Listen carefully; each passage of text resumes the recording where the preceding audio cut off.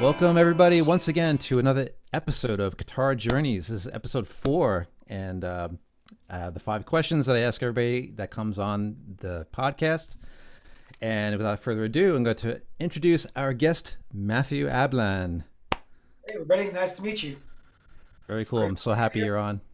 Hey, thanks for inviting me, Rob. I was looking forward to it after I saw the episode I was talking to you about Sweet. with your friend Brandon on it.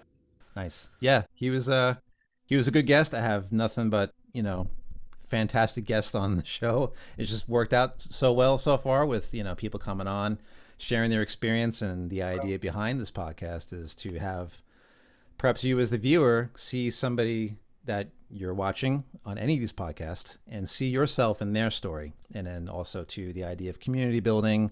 You get to see each player from the beginning to current day in terms of their journey, their evolution, and also the things that are happening currently.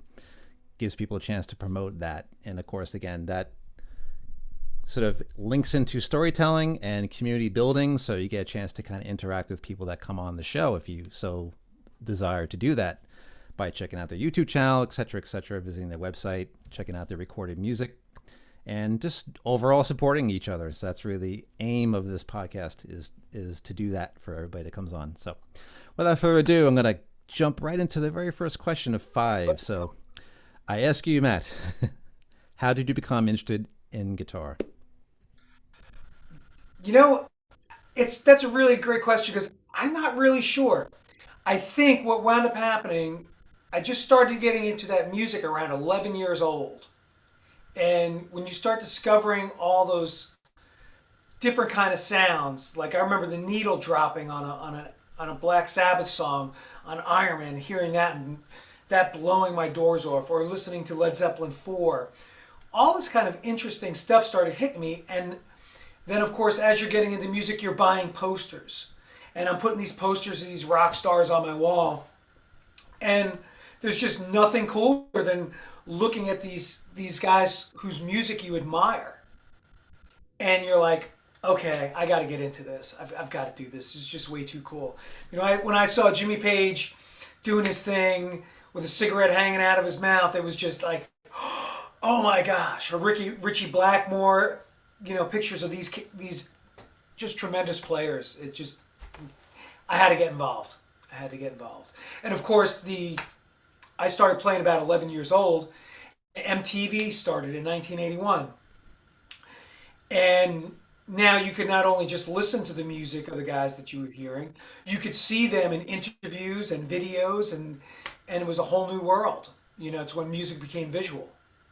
So, Yeah, it's a good point because I think before that we only had the magazines. We had Metal Edge, Hit Parader, yeah. Circus, all these different magazines, and you get to see people in that format and get to read a little bit about what they do and what they're, where they came from in terms of the band. So to have that visual component now attached, apart from going to see them in concert, I Yep. think we were discussing this before we came on, where we were just too young to see a lot of these bands. Like, you mentioned you want to see Led Zeppelin, but we were a bit too young to go to these concerts, at Yep. the time.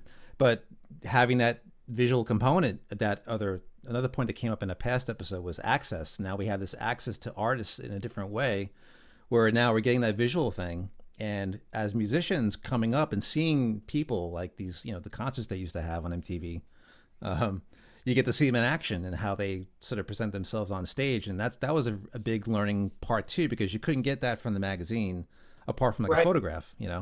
So that was a very, no pun intended, instrumental part of the journey. Well, even before the MTV and stuff, you still had, like you were saying, the magazines, but there was a big mystery about it. Not everybody's whole story was out there. You didn't know everything. You only know what you read in a magazine or maybe a book or somebody told you. And now, I mean, you have websites with history, and you have a Wikipedia. You want to find out about your favorite rock star? Go to Wikipedia, because they probably got a Wikipedia page that'll tell you where they're born, what their foot size is, how tall they are, what age they started playing, their first, you could find out everything, where that really wasn't the case before. There was some mystery left for our heroes. Yeah, it's true because it's even with like some of the shows that were around, like Don Kirshner's rock concerts and Rock Yeah. Blast and things like that. There were certain shows like that, but even coming up, I didn't remember seeing too many of those. It was more like American Bandstand, or or like Yep. talk shows and things like that. So we Yeah. got some of that, but I think the MTV thing really sort of broke things wide open, where you're seeing so much, and even just the conceptual part of the videos. And I think even with Wikipedia, they mentioned some of these things as well, where certain videos came on MTV at a certain date. So like that's another part of the access too, of like seeing the MTV thing happen, and then the advent of all the online resources that we have, where we can kind of go back through history and kind of trace things out a little bit, is uh Right. is a nice part.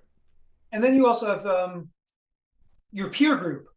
Like I remember going to school, and all of a sudden you started to know, because everybody started to get excited about music at the kind of around the same age group Yeah. bracket, 11, 12 years old, maybe 13. People start getting into it. And I remember I could point to all the people in my school who were into guitar. You just started to find those connections of people who were into it. And I had a very good friend of mine, my friend Ken. When we grew up, we both got into music at the same time, and we sat around. We could tell you the story 100 times. We tell it to each other all the time. Oh, I remember sitting in your bedroom and playing with your acoustic guitar and finding a little vibrato, and you go, look at this, I did this, and you're like, oh my gosh, that's so cool. Yeah. Or you discover a bend all on your own, So if your friends are into the same thing you are, it really got everybody else's juices flowing, because you were excited because other people were interested in the same things you were. Yeah. Yeah. That's a good point too. The peer group, it's like, that kind of kicks back some of the memories a little bit, of just what you mentioned. You go to a friend's house and you hear a certain song for the first time, Yeah. or they have a guitar laying around and you're just starting how to play, or you've been playing for a little bit, and then you just passing the guitar back and forth, sharing each Yeah. other's little bits. Oh, I picked this up in my lesson today. Hey, check this out, writing Yeah. stuff down for each of our friends and give it to them. Here's a little riff for so and so, and you hand it to them. And So I there's and I did have other little influences, like my grandfather.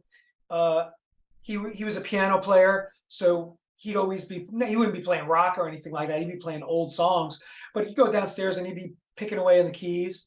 And then my neighbor, who was a bit older than me and my brother, he was a drummer in a local Long Island rock bands. He's since passed away. He was a really nice guy, but he was kind of influential in that too, because you go outside and be like, you'd hear his drums in the middle of the afternoon. You're like, Alan's playing drums again, you know. yeah, So just all that, I guess, kind of pushed me into getting into music. yeah, it's pretty So amazing. Yeah, it's everyone comes at it from a different point, but I think one of the commonalities is that there's a friend involved, there's somebody in the family. It's interesting to hear everyone's sort of origins, where things actually start to kick off, and what yeah, sparked that. It's pretty amazing. And I guess along the same lines, talking about what we're talking about with the beginnings, I'll ask you question number two, which is: are you self-taught, or did you take lessons? I took lessons. I tried to teach myself. I remember I had the Lennon and McCartney book when I was a kid, and man, I didn't know what I was doing, really. And I said, okay, I got to find a teacher. And my friend Ken, the same guy I was talking about earlier, he recommended this other fella for lessons, and I started taking lessons with him. And then shortly thereafter, we discovered a different teacher, and we went to somebody else, and I studied with that second teacher. His name was Rich, and I studied with Rich for, oh my gosh, from the time I was probably 11 to the time I was like 18, Wow. and started going to school. He was a real influential person, real influential in my growth as a musician and guitar player. Yeah. So, but I had, besides him, I had quite a few other teachers, and going to college, as you well know, because we met at community college back in Long Island. Yeah. Um, I had I didn't study with you. You guys studied with Mr. Sangenario, right? Yeah, it was Don Saginero, who I think is in Florida now. Actually, Okay. I was trying to trace him a little bit to see where he's at. He's down there, and then I think Craig Boyd was somebody else that was offering lessons at the time. He wasn't quite at the head of the department, so he was on Right. faculty, and the two of Yeah. them did a jazz duo together. So yes, I had Don there, and then Don had Jerry Willard in Stony Brook, so there was that Yes. connection.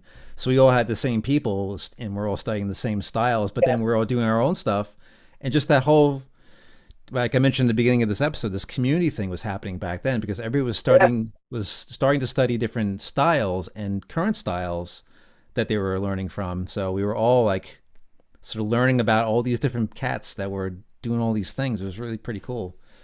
So Yeah, the fellow I was talking about earlier, Rich, his name Rich. was Rich Rabatin. Rich Yeah. is actually still teaches guitar on Long Oh, no Island, kidding. Okay. still active from what I understand. And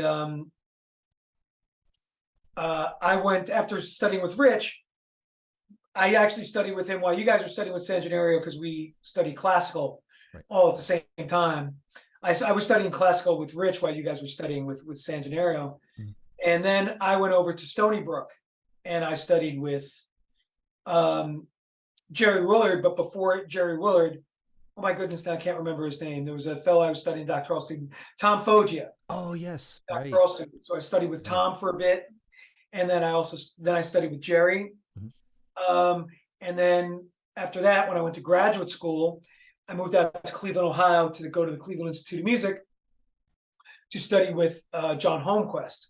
And I studied with John Holmquist, and then after a couple of years with John, I also studied with his former student, who was a GFA competition winner and Grammy Award winner, a very good friend of mine, Jason Vieaux. Yeah. And those are the last guys I took lessons with. I didn't really take lessons after that, but that was geez, you could say that was into my mid 20s, into at least 25 to about 27. I took lessons. Wow. Um, and well, because every time I took lessons, oh my gosh, yeah, and I forgot to say other stuff too, man. I mean, I took lessons from a guy for jazz big band because I was playing with a jazz big band in Cleveland. I also took some flamenco guitar lessons while I was in Cleveland because I did a lot of other things. It was not just studying rock guitar. Um, so I went from rock guitar into classical, into flamenco, into jazz, and then coming back home, I'm back in rock guitar. Nice. Yeah. Took a long way to get there, but I came back to where my roots are. Yeah. Yeah. You never really escape the roots, which is interesting. And that really kind of keeps, the flow of, Mm-hmm. from question to question, in a way too, where it's like it really kind of stamps the journey a bit more specifically. It's interesting to hear where everyone comes from in terms of, if it's like a way back around type of scene or there's a direct path, I think, I guess for myself, not to go into any kind of tangential type of thing, but that's kind of been the way for me too, like very similar to your story where it's like there's been a sort of a circular motion that hasn't been like this through line, but off of that, if there was a through line, there's these other offshoots, then eventually, like you mentioned, you come back to that style, and that's kind of, I'm in that same position as well. I'm back into the rock roots, but I'm very happy that I went through that journey of like the different teachers, different styles. I was trying to do the jazz and classical studies at the same time, which is, you know, that'll definitely blow your head off. It's really difficult to do both. I think that's got something to do with the players that we admired when we were younger. Because if you take a player, let's say Steve Howe from Yes, he had a lot of different influences in his playing. And me being a young guitar player, I kind of soaked that kind of thing up. And I was like, well, where did he get this? Where did he get that?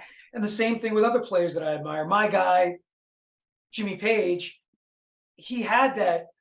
You could hear country guitar playing in some of his style. You could hear rock. You could hear blues. He had a folk thing going on. He had a world music thing going on. So there was a lot in his playing that kind of made me branch off and not just say, I am going to do 3-chord blues rock, and that's all I'm going to do. It made me kind of chase the train, as it were, to get where I wanted to go. Yeah. Yeah, So, it's a good parallel to like like you mentioned the people that you admire, your heroes that got you into playing in the first place.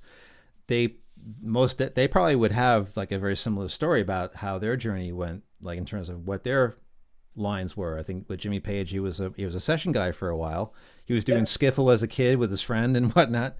And they thought they would be doing that, from then on because they were on TV doing that style, and then they wanted to continue that style. But of course, as we know, the history of Jimmy Page, he's done a lot of stuff. I mean, even a lot of people are learning how to play guitar from his recordings, because every Zeppelin record, you would hear Jimmy do something different on each record. Each record was different. You wouldn't have this consistency or a through line, so to speak. It would be this round, because they were just writing music. They weren't really sort of being too methodical, I guess, about it, unless it was like something they was spending too much time on. They would take the idea and move it to the side, and they wanted to kind of have that spontaneity in their style, which I think it says a lot about the styles that they were studying and they were getting into. That you had that spontaneity in Zeppelin's music, and even Jimmy's playing was so varied. It's like, how is this guy doing all this stuff? And I think it was a lot of it was probably too from his session work that he did, which I think Sure. even for some of us, we have that background of doing session work. I don't think there were any rules when those guys were coming up, because in the 60s and 70s, rock was just kind of really getting going. So there weren't any rules. And honestly, when we came up in the 80s into the early 90s, that could be considered the golden age of guitar. I mean, you had guys from the 70s coming in who brought their blues rock influences, folk, and all that kind of thing. But then that's when shredding started.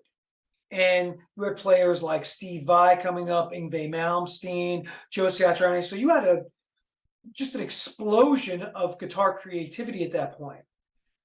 I don't want to sound awful. Today, I'm not sure it's as creative as it was, with people pushing boundaries as they were back then. There are some guys like Henson, who plays with Polyphia. Those guys are pushing the boundaries, or Tosin Abasi. But I think it's pushed in almost technical areas as opposed to genre type areas, if that makes sense. Yeah, it's like it's a mixture. Like they're kind of trying to bring in some fusion elements into their playing, like some jazz. Tosin Right. has a bit of the jazz flavoring. Flying Formation has a bit of that, where it's like very expansive chord progressions, not your stock chord progressions, and then writing these melodies over the top of Yeah. those. So there's a bit of creativity in that part of it, where it's just different. And then the instrumentation, in terms of the amount of strings in their instruments, where you're getting into these wider ranges of textures. You have the bass registers, the highs, and everything in between. Trying to do different things with technique. Interesting stuff. I mean, that's the great thing about the instrument, is that no matter what era you're in, there's always this thing going on. And when you seek it out, because I think even now it's like there's so much going on with guitar playing that's not really mainstream. Because of the access we have now, we can find all these people. And then for us, coming up was like MTV, the magazines, the different shows, where you could see these people do these things, and then reading about who they were checking out. It's just amazing stuff.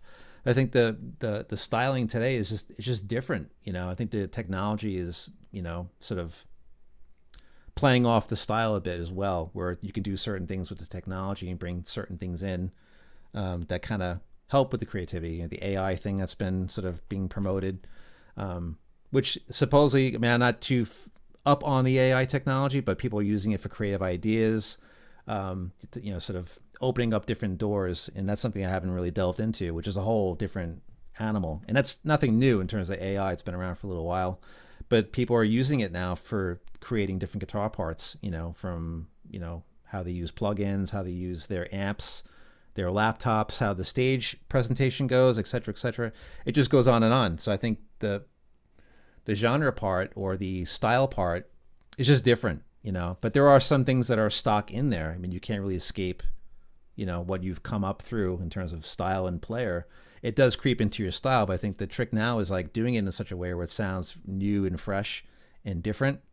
That's Right. the challenge, because like you mentioned, like when we came up in the 80s, there was so much going on with guitar. You had the shred element, you had neoclassical stuff, which kind of ties them together. Fusion, hearing all the fusion groups coming up, whether it was from the States or from England or other countries. So we had a lot of access to things orally that we would hear, but now it's a whole different animal that's been developing and in rising, where it's about the textures, not so much like guitar solos and things like that. It's about how do we use this texture to bring out something, contribute to something. I just find that part interesting. That's not really an area that I'm not um, too up on, but there's a lot of great things that can be, said about certain players. Animals as leaders, and of course Meshuggah's been around for a long period of time with their instrumentation, how they write music. I mean, it's just crazy. But like it was mentioned in the previous episode, access, like having all these different avenues to go to and hear these different people and like what are they doing and seeing them play the stuff and explaining, oh, this is how I did it. This is how I landed on this idea. So it's still creativity, but it's just a little different. I think because a lot of the people that are coming up through the early 2000s as kids and now they're making music, it's just a different approach to it, but there's still commonality to how things are created. Well, there's also, I mean, today's young players have a world of access that we didn't have coming up, because when we came up, I think it was really word of mouth how to find a guitar teacher if you were looking for a teacher. And I think there were 2 teachers in my vicinity that we knew of to study rock guitar. And now, heck, you throw a stone and you'll hit 5 guitar players and 5 guitar teachers. And if you need to know, you can search on the internet. You want lessons, you don't even have to find a real person. You can go on the internet and watch videos. And there's a lot more options and avenues for guitar players to come down, but I still think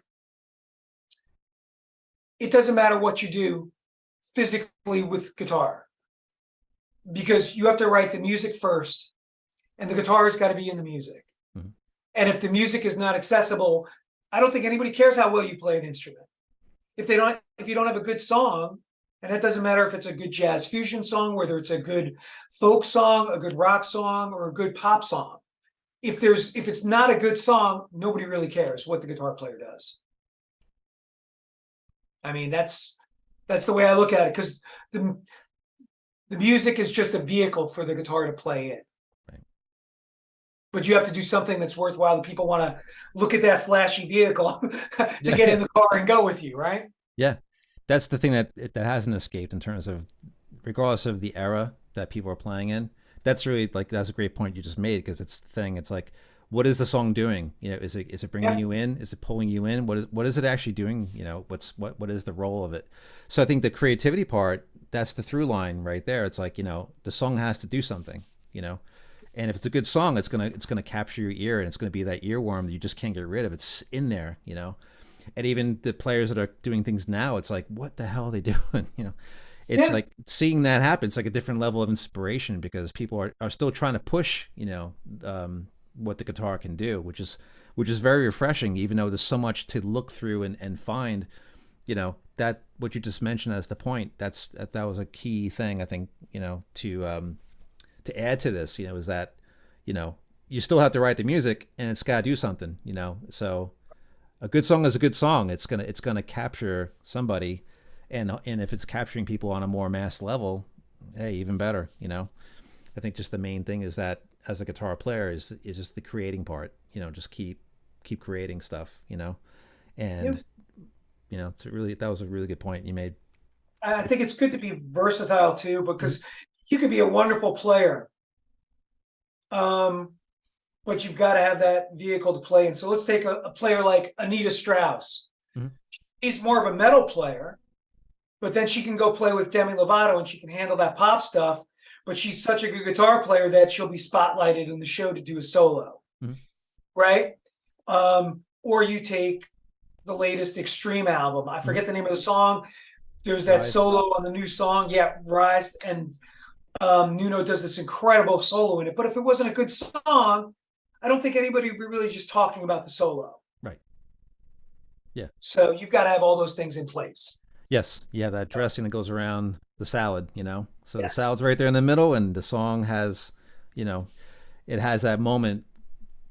It's all about how the song is created. Like that they kind of, however they wrote the song, but that's that feature in the song that pulls you in, like, whoa, it's like, now what's with the stoppage, and all of a sudden he's going. It's like, okay, what's going to happen now, and even him doing that technique, it's not really a brand new technique, but just the way he presents it sounds so fresh, and that's the exciting part of still what happens with the guitar. It's that how are people creating even now, and what's the song doing?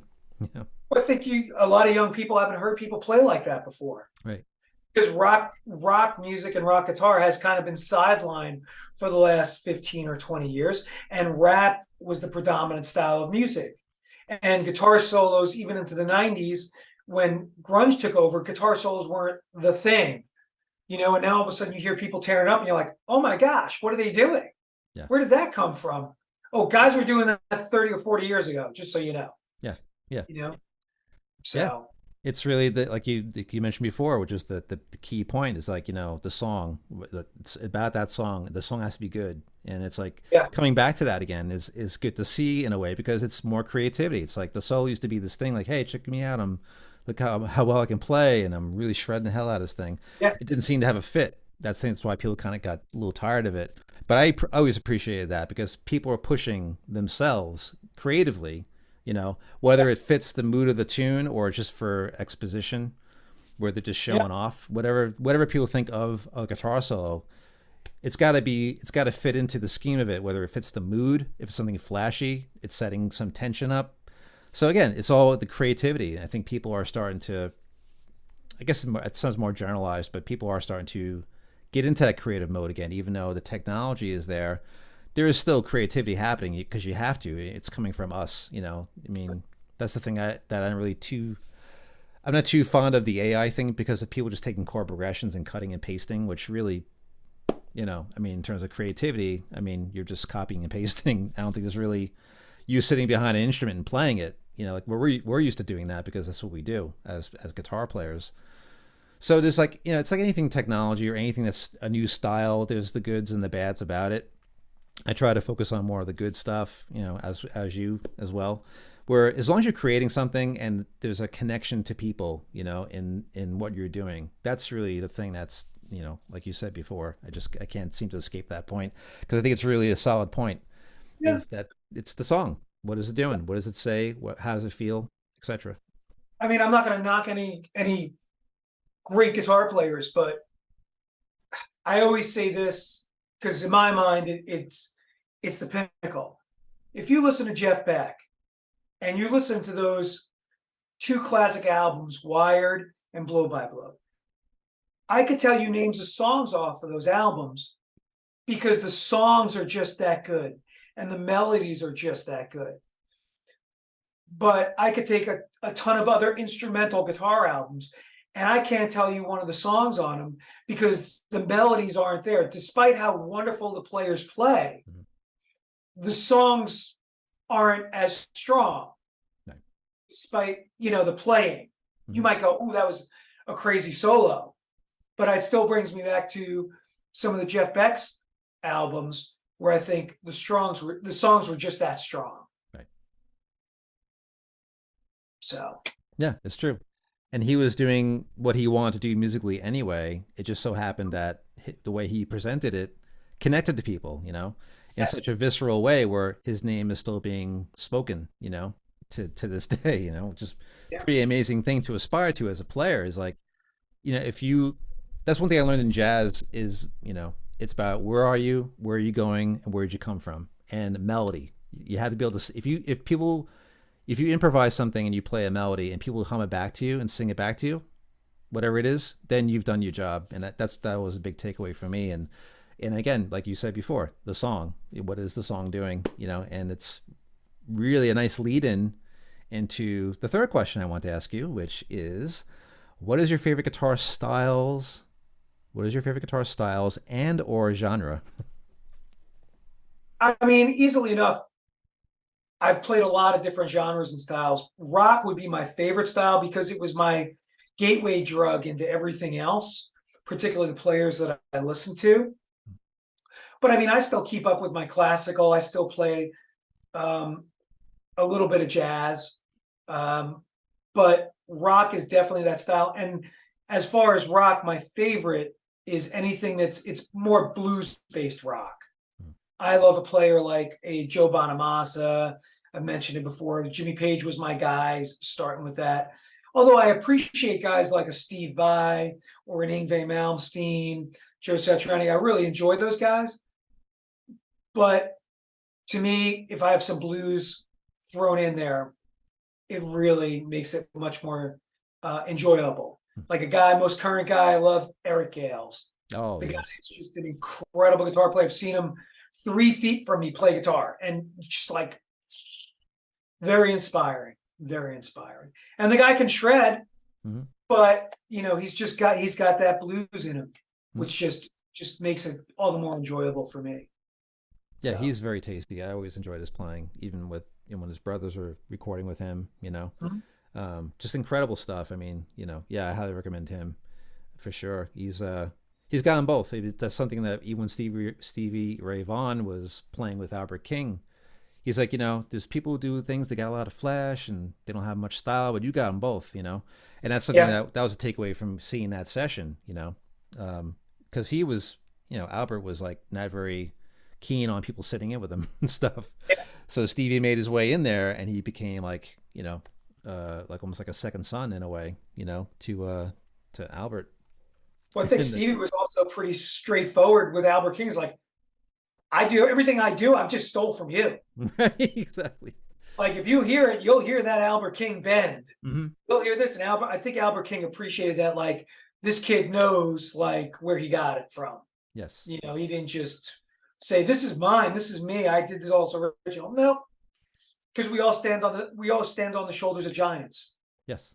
It's just the way it is. Yeah, it was a very, very good thing to do, and that's another lesson too with people, how they interact with, I don't want to say heroes, but people that got them into playing, and that respect level, that you give back to, if you're lucky enough to, like Steve was very lucky to play with him, Yeah, and he got right in there, and it was a respect level, like he really kind of made his way in a very respectful way. And again, yeah, that sort of copying to, like, this is where I got it from. I got this from you. I got it from Buddy Guy. And yeah, that's a respect level that you're not just sort of taking something and like stealing it and making it yours. There's, like you said, that recognition. Like, hey, I'm just paying respects to you. You're the one that got me into what I'm doing now, and like that brings a nice, and back around to what you mentioned earlier with how you got into playing.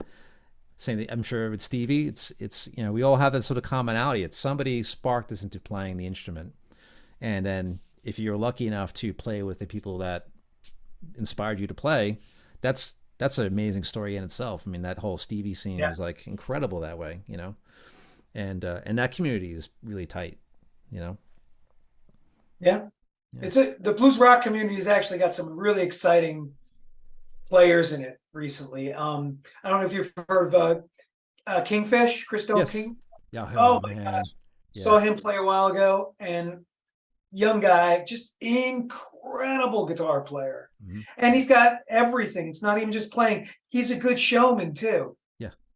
Um, which is, part of performing. Hmm. You can't just play an instrument and stare at your shoes. These guys got to know how to work the audience, and he writes good songs. Hmm. Same thing with Eric Gales. You got the songs going on. Yeah. One guy, we're talking about stealing stuff.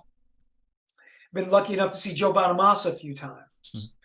And he is one of those guys who is obviously a wonderful player, but he's not shy about saying, I took all this stuff from other people, and I remember I can hear um, Eric Clapton licks when he's playing. I'm like, oh, that's from Crossroads. Like that points out right from there. Some Or other quoting. people, yeah, but he's taken it all and he's made it his own. Hmm. So, I mean, we all steal. We're all a bunch of thieves when it comes to music. But we all try to make it our own, and hopefully that's something you can do as you progress as a player. Yeah. It's like you take your influences and it's something that King's X talked about too. I think Doug Pink in particular was mentioning, you take the stuff you were influenced by and you write it in such a way that you fool people, where Yeah, it's like, where they can't really pick out the influence. That's another challenge with creating music. It's like you're influenced by certain people, but it's like when you yeah, play your songs, it's like it sounds so fresh and new. It's like, you know, you can't really tell where it's coming from in terms of influence. yeah, That's another whole other ball of creativity. Like, how can you do it in such a way that like no one can decipher it because you sound so innovative, in a way.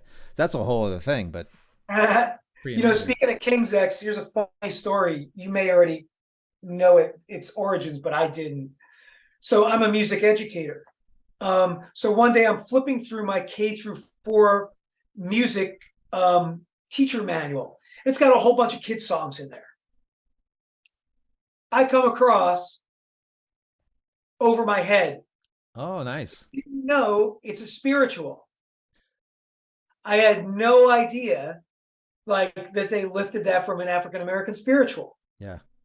So I'm guessing they probably Doug. I think it's a Doug song.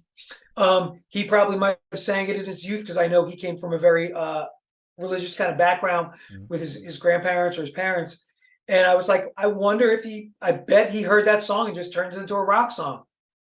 Could very well be the case. Yeah. I had to look into that too. Now Like, you that's gave me something to look into. I was like, yeah, I didn't know that. And he does do his sort of quote unquote sermon during that song, yeah, oh, yeah, when they play live. But yeah, I didn't know that part of it. That's kind of cool. I yeah. should look into that. I had no I idea. mean, it's just the words. Yeah. I hear music over my head, but it was pretty boof hit me. I was like, boom, mind blowing. Here's a band I love and something I didn't even Yeah. realize. Yeah. That's Because cool. it's not one of those very well known spirituals, I'd imagine. Yeah. It's probably not one that comes up a lot in in mass or whatever, So Mhm. yeah, that's wild. I did not know that, as Johnny Carson would say. Now I did not know that. Yeah, that's pretty cool. you're showing your age. I know, I know. Well, the hair does it too. It's all, Carson. yeah. Oh man. So yeah, great background on that. I definitely want to look into that part of that song. And I guess we can proceed to question number 4. And it is: have you realized your goals on the guitar? That's really an interesting thing I've been thinking about lately because I've decided that guitar at this point for me has reached as far as I almost want to go with it. And I'm not saying I am some technical master. I've been basically a blues rock guy. It's kind of my thing. But it was a gateway into jazz, a gateway into classical, into playing. But now I'm kind of consumed with other things. Like I sing and play guitar acoustic covers. And I never sang when I was younger. So it has been a gateway for me to do that. So now the guitar is just a vehicle to sing and do gigs and utilize that portion and make a great side hustle. It's also been a gateway into recording because now I'm really into learning to use my DAW Studio One and get into that and recording and mixing my own stuff. So there's still stuff I would love to accomplish and get better at guitar. Mhm. But if I don't become a shredder in the next few years, it's not going to bother me. What I want to be able to do is become a better songwriter and be able to utilize the guitar skills I have to do that. So I'm not so worried about, doing other things because I think I can accomplish everything I can pretty much hear in my head at this point that I want to do. I don't need to play a million miles an hour. I don't want to play like Tosin Abasi. I don't need to play like Jeff Beck. I can do what I want to do. And if it serves the song, that makes me even more happy. So I know it's kind of a long-winded way around that No, question, not but at all. it's kind of where I'm at. It's getting into other things. I even got into it earlier in the year and I bought an oud Oh, nice. and Middle Eastern instrument. I've been learning how to play that. And it's like a cousin of the guitar. But because of my guitar skills, knowing how to finger pick my ear, knowing how to play with a pick, my ear, tuning, playing some bass, it was an easier jump into playing that instrument as opposed to never having played guitar, never playing a fretted instrument or a fretless instrument before. So it made that jump a lot easier into playing. So it's a great instrument to learn how to play, but you just have to know, I think, be realistic, on what your goals are and what you want to do. Because I am that proverbial follow the bouncing ball, and I'll be into classical guitar, and I was into classical guitar for 15 years. Not so much anymore. Then I went into flamenco, and I was like, oh, I'm going to follow this for a couple of years. Oh, I'm going to follow this, and I've accomplished all these things, but I'm not by any stretch an award-winning classical guitar player or a great flamenco player or a great jazz player. I kind of did what I wanted to do with it. Mm-hmm. So, and it's led me in other areas. Yeah, it's good because it's there's an expression, nothing's ever wasted. Yeah. And even though we find ourselves either doing a through line with our journey and how we play guitar, or we go about it through a circular, whether it's narrow or wide, all the Yeah. different things that you've done, it really informs your creativity even more so, because now you have the oud as your backing style, and that type of genre could be done in a different way perhaps or something. So that it just kind of fuels the creativity even more so, where you know what you want to do to an extent, where and now you know where to go in terms of, okay, oh yeah, in that one piece by Villalobos, he did this, and I can bring that little element into a part of a tune, or it could be a germ of a larger idea. So it's good in a way, because that's the thing too, with this podcast, that people have these different sort of attractions to things. So it doesn't really Mm-hmm. matter so much if it feels like it's ADD or something like that, or it feels very. Sometimes I feel a little frenetic with certain things that I want to do. But I think ultimately, when you get back to the songwriting, it's like, okay, well, I have all this stuff, so how do I tune that out and just focus on the task at hand? And I think, like you mentioned, your ear, what you want Yeah. to do, that informs everything. Because then you're following one singular thing. It's what's up in your head, what your ear is telling you to do, and then the other stuff you were sort of pulling at from, like whether it's classical or it's flamenco or rock or whatever it is, that could easily just filter in very organically into what you want to create. So that's one of the benefits to like how you came through um, with what you did guitar wise. It starts to feel things a little differently. Where you mentioned getting back into or starting to sing, which wasn't really a thing coming up, but it's like, I haven't done this part of my playing. I haven't really sang and played guitar really. I was mainly a guitar player, so just the fact that that's part of the creative process is fantastic. It's like, and being open to do that, because some people are like, I can't sing, I can't, so you start negating that, where it's like, I'm going to negate that attitude where I can't do something, and you just do it, and then the songs start to form, the ideas come. And that's really one of the benefits too, to like, what you want to do is like, you have the ideas of what you want to do, and then it's just a matter of the follow through and doing it. That's the only obstacle really. But it sounds like you're pretty much right on that track completely. It's like, I want to do songs, I want to write songs, I want to perform. And those are one of the great things about hearing everyone's story, because somebody out there might be feeling like, I can't, or they have these negative maybe approaches to what they want to do as a player, and it's just bull crap anyway. It doesn't really matter. It's like, the idea is the action. What are the actions you're taking, and how did you get to that point of even thinking of writing a song? Yeah. Just the fact that people might be at that point, that's a great place to arrive, because then you have something to work with. It's like, you're not wondering anymore. It's like, okay, I have a specific thing, and it's not going away. I have to do this, and that's something that I hope people take away from even hearing your story, is that.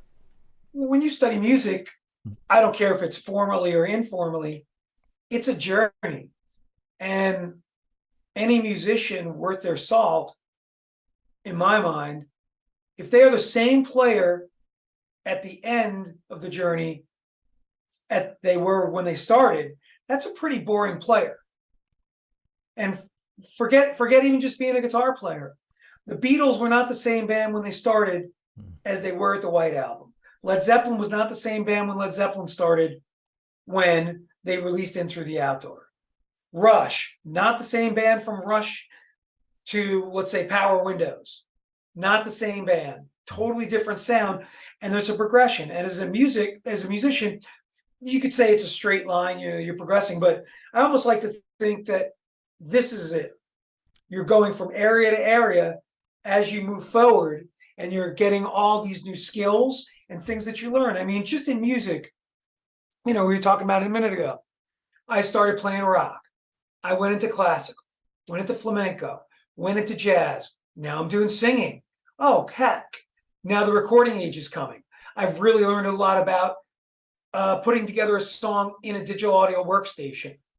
I'm learning about mix. I'm taking courses online now, learning how to mix music and put that all together. So, it's not just I'm a great guitar player and that's it. It's you have to do everything, and musicians, if you're a 21st century musician, you got to do everything. I mean, it's just the way it is. You're not going to get signed by a record company and all your dreams are taken care of. It's not the way it works anymore. And as a matter of fact, I would venture to say those years when people got signed, let's say from the I'll be generous, let's say from the 1940s into 2000, that 60-year range was the golden age of music. But now it's a lot different. It's not like that anymore where you get signed and you go on the road. Musicians are figuring it out. It's a new wave of life for musicians, or a new way of life. You've got to navigate, because now the whole world is open to you, right, digitally. Mm-hmm. And because of technical advances, we're able to write our own music, publish our own music, put it out there. You're able to tour if you want, figure it out. I mean, all the stuff, information is online in the information age. Yeah. So there's so much to do. That's the only downfall of becoming a great musician today, is you have to wear all these different hats in order to be successful.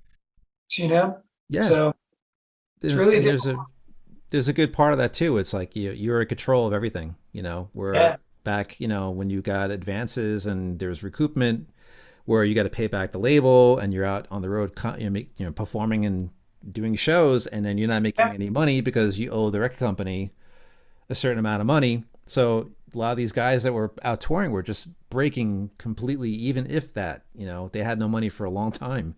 And then they start to make money because things were paid back. So now it's like your destiny is wide open. You can do whatever you want based on the very things you just mentioned.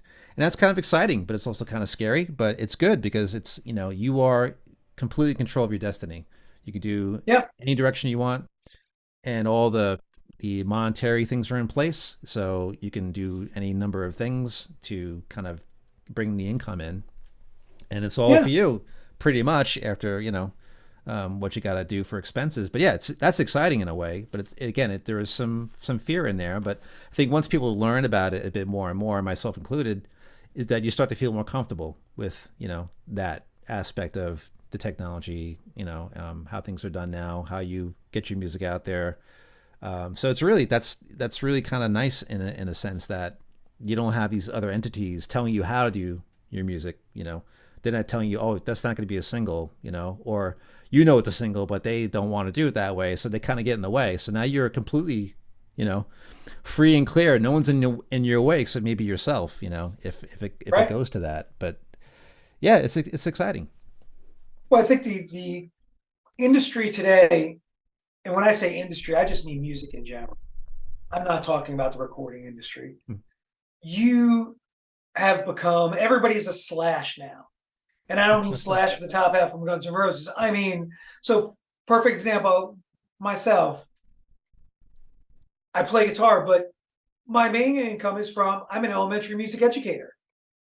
I gig and perform on the weekends. On top of that, I do lectures to music educators. I've done that. I run a podcast. I teach guitar lessons. And there's a whole host of things that I do on the side that I record. I've gotten do studio work for people, get contacted to do recordings. So it's not just like one thing, being a guitar player has led to this whole stream of other things that I do. And I feel very fortunate, that I've enabled myself to branch out, because if it was just I'm going to write and record my own original music, and that's what I'm going to do for a living, I think that might be a much more difficult road. And if you're a young player today, if I had to give anybody advice, it would be open to doing other things. Don't just think that this is the only thing that you can do. Mm-hmm. I mean, try that. I'm not saying don't do it, but if you want to write and record your own music, give it a shot and do it. But there might come a point where you say, wow, I can't pay my rent this week off of that. I need to do something else. Maybe I'll start teaching some lessons, or maybe I'll start developing a YouTube channel to bring in extra money, and develop a following, because it's all a learning process. I mean, essentially it's what you're here for, in life and in music, is to learn and grow. I mean, if you, as I said before, if you start out and end up in the same spot as a musician, it sounds like it might be kind of boring. Yeah, no, it's a valid point. It really is. And that's a really perfect segue into our final question.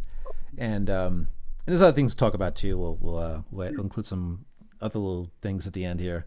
But the final question, number 5, is what keeps you playing the guitar? And I think we kind of touched on a couple of things, but it'd be great to expand on it further. Yeah, I mean, it's my roots. I think the one thing about guitar is it's always there for me. I can pick it up, come into my studio, and 2 hours are gone like that. If there's a love there that I grew up with and an attachment, it's almost like family. You have a love-hate relationship with a family member, but it's still there, and it isn't going anywhere. Through thick, thin, tough times, easy times, girlfriends, whatever, it's been there. And not even just guitar playing, music in general. I get the chance, if I want, I keep up with my classical chops. I'll put on a movie and I'll sit and watch the movie, and I'll twiddle my fingers and I'll run through some classical repertoire. Feel like strumming a song, I can strum a song. Want to learn, heard a song on the radio, let me grab my guitar, that sounds pretty good, let me learn how to play that. So I think playing guitar, and what keeps me playing, is just a love for music and a love for the instrument in general.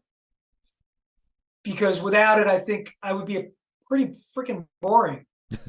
Right. I might come home on a Friday after work and just sit and watch television for 8 hours, but I don't have to. I have a guitar. I can whittle away the night playing something and really enjoy it, rather than just sit in front and there's my favorite television show on and that's all I'm going to do.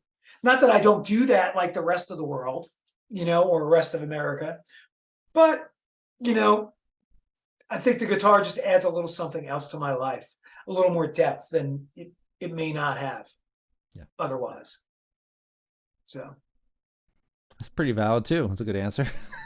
I feel very much the same. It's, we talk about outlets and healthy outlets, here and there over the different podcasts. So having that moment, or that, like you said, you come off from work, you could sit, you get your time, you can play, and you get lost in that. And look at the clock. It's like, oh my God, I've been doing this for 3.5 hours. You had no idea. It didn't feel like 3.5 hours. It felt like 10 minutes or something like that.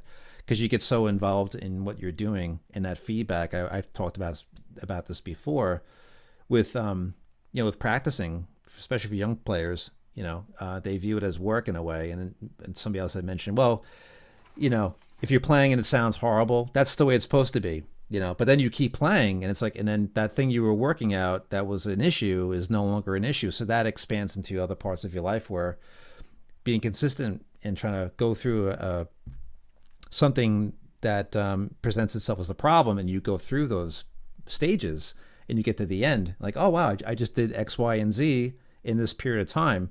Guitar feels like that too, where it's like, I'm not just sitting in front of a television, and letting that sort of wash over me. I'm doing this activity that's like a fantastic outlet, and it's just very gratifying and very satisfying. It just feels like you accomplished something rather than just playing, and watching TV, together, which I do sometimes as well. Like I do the same kind of thing you mentioned, like where you have the TV on for a minute and your guitar's right there because it's out, it's out of the case. That's another important thing too. Keep your guitar out of the case.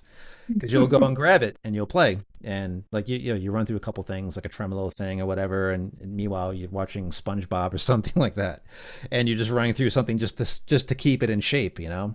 Yeah, yeah.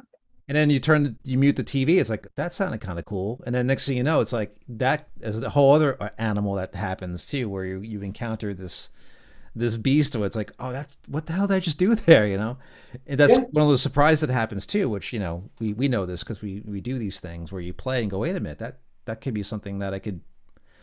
TV goes off, you go into your computer, you start to do a demo, or you get your phone and you play and you capture it on your memo, whatever the heck you want to capture it on. Well, I mean, also if you throw into it, besides it being self uh, fulfilling, fulfilling yourself with music. I have met lifelong friends from playing music. I mean, like I said earlier, I met you in community college. Yeah. Was 25 years ago or something like that? Oh, I probably mean, more I've than known you for that long. that. Yeah. Yeah. Yeah. And I have friends, that I went to graduate school with, or friends from high school because of music. We have that bond, and I still talk to them today. Local friends here I'm in Charlotte, North Carolina, that I gotten into the music community here, gotten to know a lot of new people and a lot of friends in the community. So you not only expand your social network, but you also fulfill yourself inside through music. And I think the social aspect of it cannot be overemphasized. Absolutely. Yeah. The community part is a huge thing. Whether it's the blues style we mentioned earlier, you know, where there's a community of people in that genre that are very tight. So that's the gain that you get from the instrument is like, you know, okay, well, I'm into the style of music. We used to go to these camps. You know, we did that one in Connecticut back in, what was it, Oh my gosh, 95? 95. I No, think it was, yeah, or 90, summer. Was it 95? It was it was 94 or 95? I forget what year it 95. I was. think it was 94. Yeah, because you went to Cleveland after that. Yes. And that was really cool because, again, you have people like you have these different players that are doing these workshops. And most recently was the John Petrucci one, which is current day, Fort Lauderdale, Florida. He did a guitar Look at university that, or are you there. going? No, that happened already. Oh, okay, okay. But those things are fun, and I haven't done one since Connecticut, and that was a long time ago. But that was great stuff because you have all these people that giving each other cards, saying, "Hey, keep in touch," and all this sort of thing.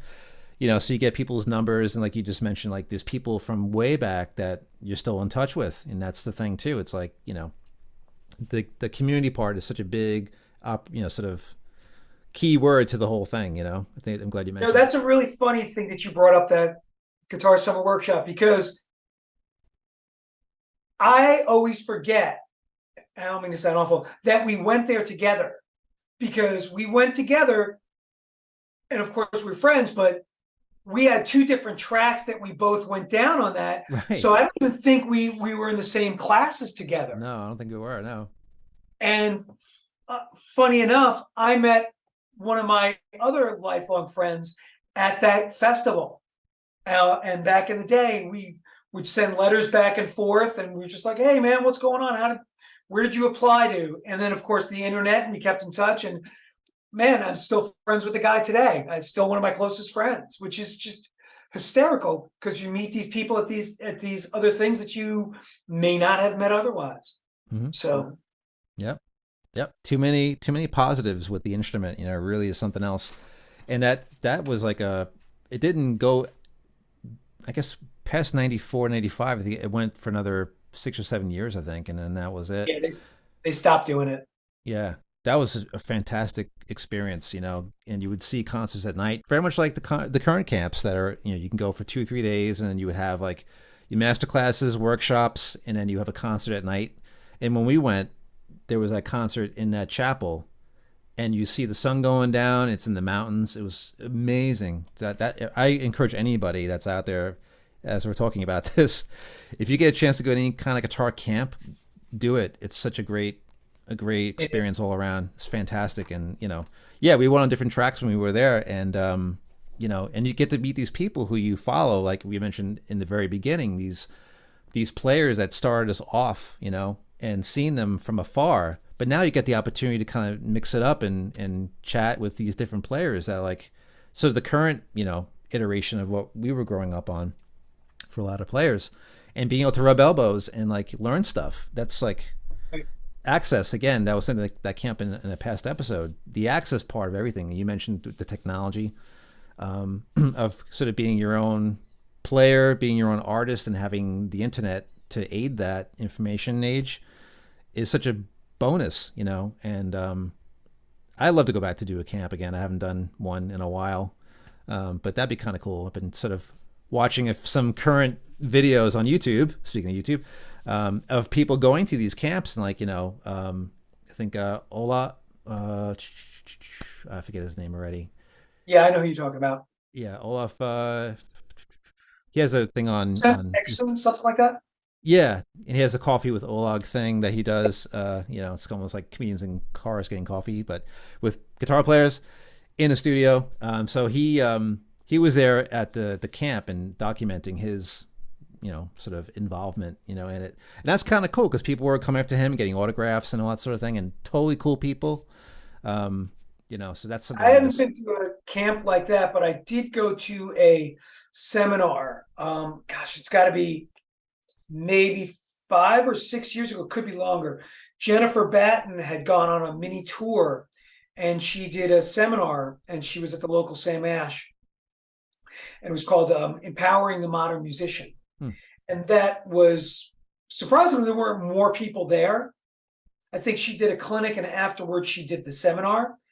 And the seminar was fantastic. She just talked about touring. She gave out a lot of information about everything from staying healthy as a musician to a musical program that I use because of her called Transcribe, which helps slow down the music. And I was like, wow. And I still have the notes that she handed out everybody. Still have them on a PDF on a drive somewhere that I pull up every once in a while. I'm like, what did she say about this? So, you know, to get somebody's perspective, forget about playing, you know, just to get their perspective on aspects of being a musician, those are kind of like priceless, Mhm. you know, because you could take all the lessons you want to become a better player, but somebody gives you input into how to tour and what's involved in that and things you didn't know about, man, that's priceless information that not everybody's just going to tell you. No. Yeah, that's great. It's again that access point, you know, of like having people like that, and you can listen to them talk and pick their brain, ask questions, and just get that much more information. Being that we're in the information age, Yeah. such a vital part and a tool, you know, another tool again to throw in the toolbox. Things you need to know as a young player. These are the things you throw in there, you know, to make yourself that much more well-rounded, more knowledgeable. You're not as fearful, perhaps, you know, because the more knowledge you have on something, the fear part starts to wane off, you know. I think some people still experience a little bit of that fear element when it comes to playing guitar and just music and whatever else, because there's a lot of information out there. You know, how do you sift through it? And like you mentioned, seeing someone like Jennifer Batten, seeking these people out that do these things, they share information. That's really one of the straighter through lines to take as a if you're trying to do your journey as a guitarist is like, okay, well, this person is giving this seminar, definitely go and check it out, because you're going to learn a lot of stuff. Because again, like you mentioned, there's things like, oh wow, I didn't realize that aspect of touring involved this, you know. Yeah. And you, how would you know? But you learn from somebody that has done it and is doing it, and that's a great access point that this time and age allows us more so than ever. It's just, and it gets better all the time, and there's just so much of that out there, which is, you know, pretty cool. Then you I mean, when start finding those we, commonalities and threads, you know. yeah.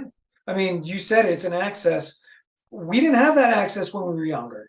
I mean, that was like simply you hope you knew somebody who had done something similar and you could ask them, you know, you want to go on tour. Heck, I'm sure you can find anything online that'll tell you clubs that look for original music in, you know, the East Coast. So you could do an East Coast tour and you can contact them, and that information's online and you could send your, I mean, you couldn't do that years ago. No, Could not. no. You know, there's a lot of wonderful tools that today's musicians have that extend beyond just, you know, taking lessons, Mm-hmm.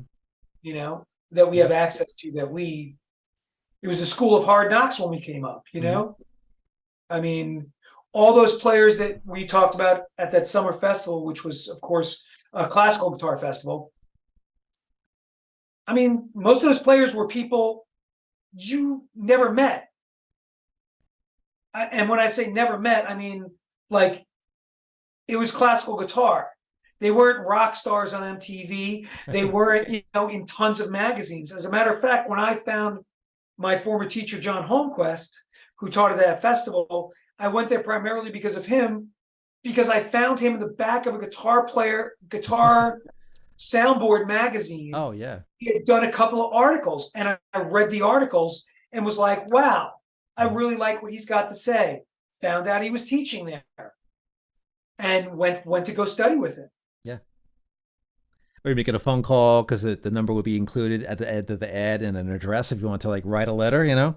Yeah. So that was some magic to that too, because it just was very, it was kind of our version of direct, you know, like you could make a phone call and either get that person on the phone or most likely you would get the secretary or somebody in the Yep. music department and you would talk to them, leave a message, and then you would write, you know. So there was a certain directness to that back then, you know. But yeah, magical too, you know. And that's how we did it. I mean, that's how I studied with my guy that I studied with. It was just like, okay, well, like you mentioned, like kids were taking lessons from certain players, so word of mouth was the thing for us. That's how we found out about these other players. And then, you know, if they played a concert in your area, you would go and see them, you know, and then maybe get backstage and talk to them and whatnot. So it's just, there's a lot of magical bits to that. I think there's still some of that today, but it's just in a different package, you know, but a lot quicker. It is, but I think a lot of the mystery is gone. Yeah. I don't think there's as much mystery in Mm. that. I mean, Yeah. I'll give you a perfect example. Um, I went to see the Black Crows last year Mm. and was blown away by the added guitar player, Isaiah Mitchell, Okay. Izzy Mitchell. Fantastic guitar player. Well, heck, I found the dude on Instagram and I sent him a message on Instagram. And I said, hey, man, I just want to let you know I was at the Black Crow show last night in Raleigh. Absolutely fantastic. Me and my friends, you got some brand new fans now. Got a message the next day from him. Thank you so much. I'm glad you enjoyed the show. Keep up. Got other things coming through. Nice. Like, that wouldn't have happened if I was a kid and I saw somebody at a concert. No. You know, no way. Mm-hmm. We could write a letter, send it in the mail to the fan club. Hopefully, the fan club sends it to the artist. No. Yeah. Today, you have a lot more direct access to ask people stuff. So, Very true. Very true. Yeah. really interesting. Yeah. It's pretty amazing stuff. You know, I keep saying that every episode, you know, I just find each episode I do, just the word amazing keeps popping up. You know, it's just it's pretty cool. So I'm not gonna go on a tangent. It's very easy to Oh, it's go on a fine. tangent. But yeah, this is so much that you had mentioned that I'm just kind of ruminating over, which is great. So, you know, I hope everybody, I'm sure, will experience the same. That's why I do this, because I hope that you guys out there watching this get a chance to feel that from each person that comes on the episode. I know I always do. And I think it's an important thing to present to everybody out there, you know, these things, these stories that we tell. And I'm sure as time wears on, you're going to have your own iterations of your story as you move through your journey.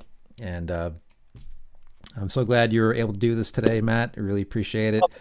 Man, it's been a blast. You know, and everything we mentioned today that pertains to what you're doing currently, and you know, I'll be able to include Richard Rabatin's link as well to different teachers. So if you happen to be in the New York area, or anywhere else that we mentioned these things, I know you mentioned we were talking about your podcast, you know, interviewing musicians in your area, you know, is pretty cool.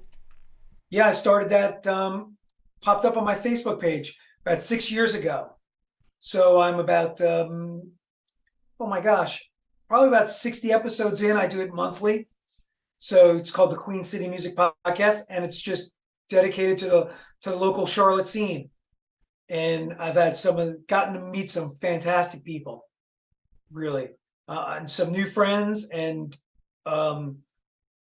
it's real nice that it's opened a lot of different doors too.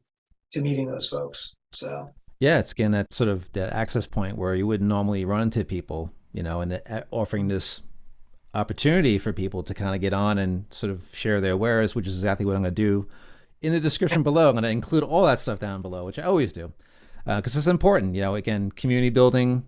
Everyone's doing different things. It's just great to be in this age because there's so much that people are doing, and we all are learning from each other.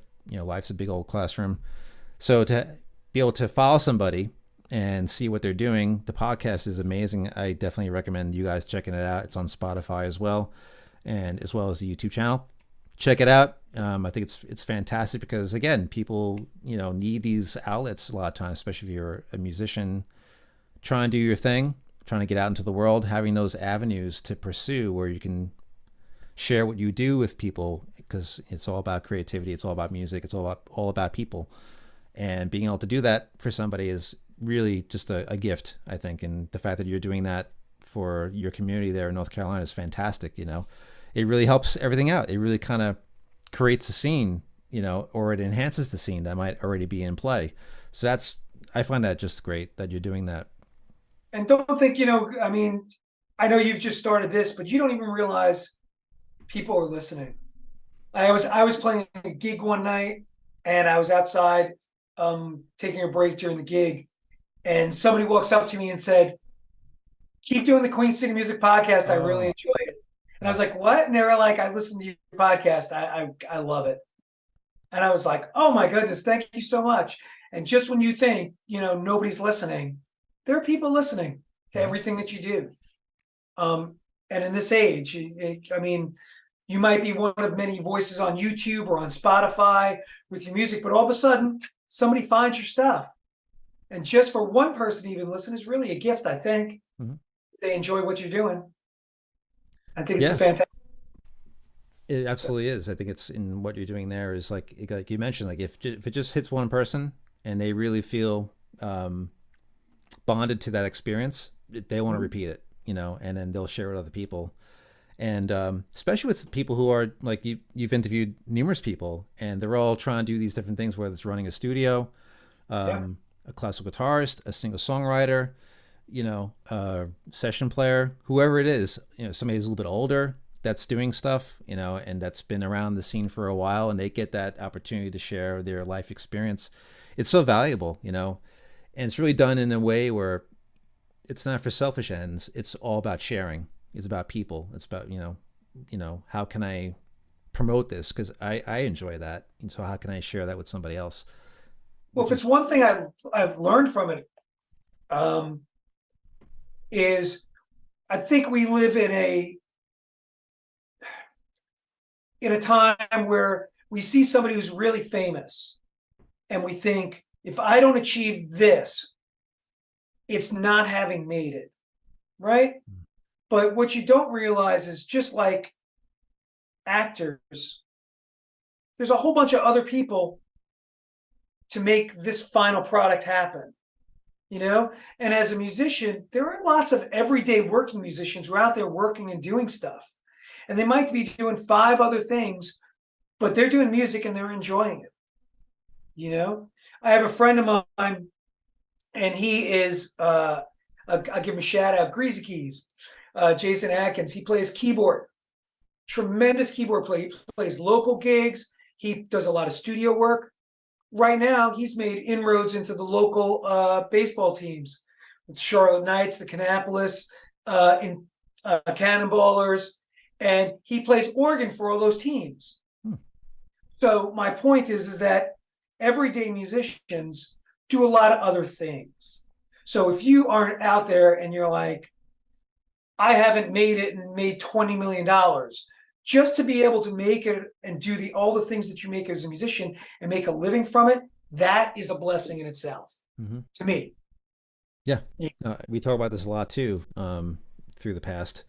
And, your efforts aren't wasted, It's very easy to feel that way because it's like, you mentioned like, oh, the celebrity part of, the recognition part isn't Yeah. forthcoming. But that was a really amazing point you just made where it's like, well, I'm actually doing this. I can do this. And make ends meet by doing this. So that's a, who gets to do that? It's very sort of it's not by accident either. It really involves effort and persistence to get to that point, and it takes some time. So I think that's something that if people stick with whatever it is, if you're just learning the guitar, or if you're going further along, like you just mentioned, like, okay, there's an organist that's playing for these games, and then he might be doing a few other stadiums, or you Yeah. know, uh, B level sort of, um, teams and whatnot, and touring with them. So he becomes like the guy that follows the team around and plays, the organ, perhaps, who knows, for the games.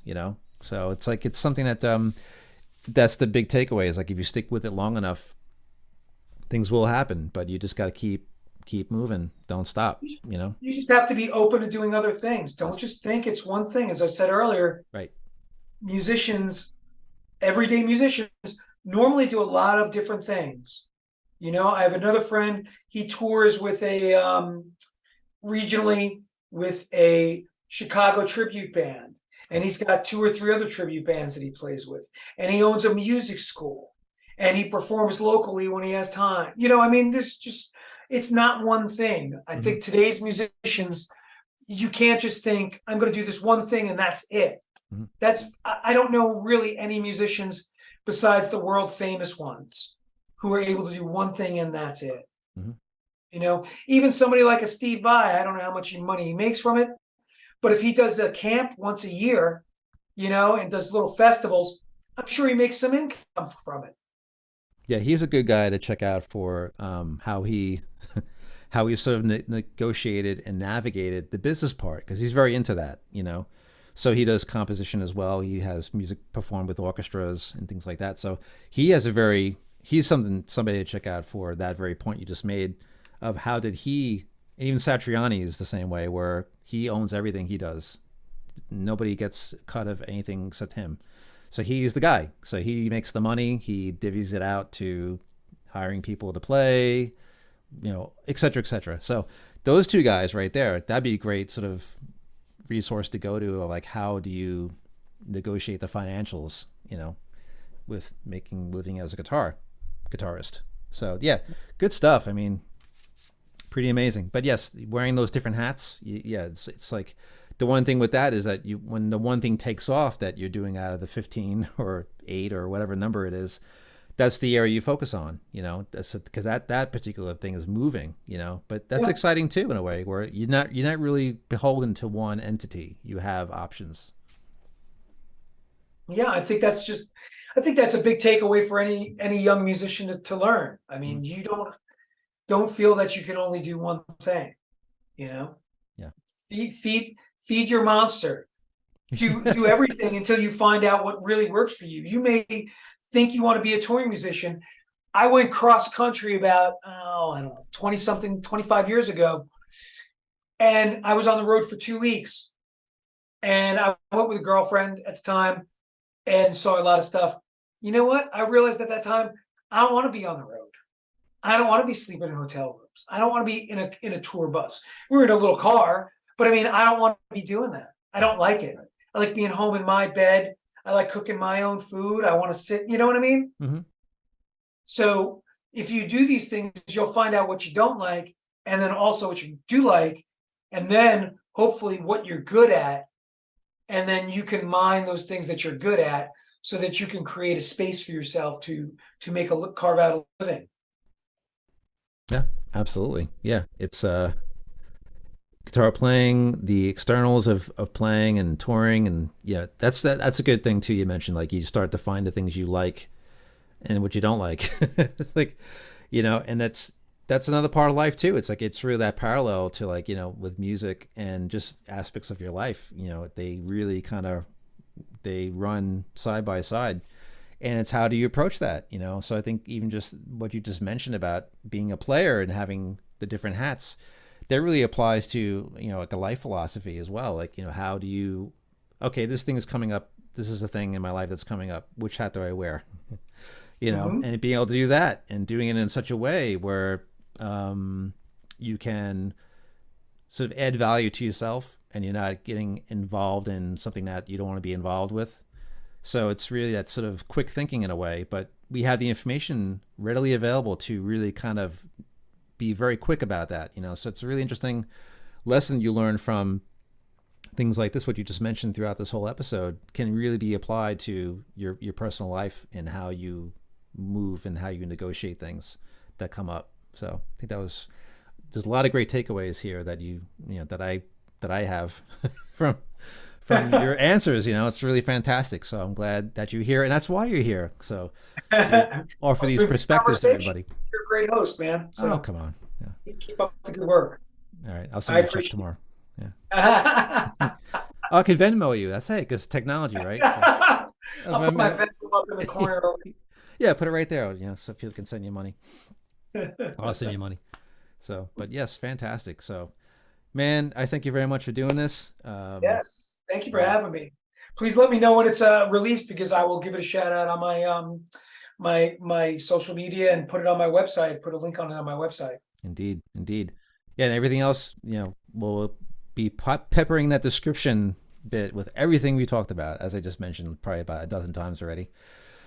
So that wraps up this episode of Guitar Journeys. I really thank all you guys for being here, checking it out. And if you want to be on an episode, feel free to send me an email. I'll include the email right in the description as well, as you guys know from previous episodes. So feel free to be open to maybe sharing your experience, because again, we're trying to develop community. We're trying to share our life experiences with the instrument, and that sort of experience doesn't really wane or go away. We just get to a certain level.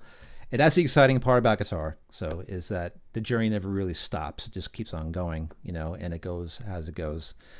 And I'm going to stop rambling. Thank you so much. Please feel free to like and subscribe to the channel. And I thank you guys all again. And we will see you on the next episode. And stay tuned for when this one airs. Thanks, everybody. Thank you again, Matt Ablan. Appreciate it. Thank you, Rob. Take care. You too, guys. Thank you.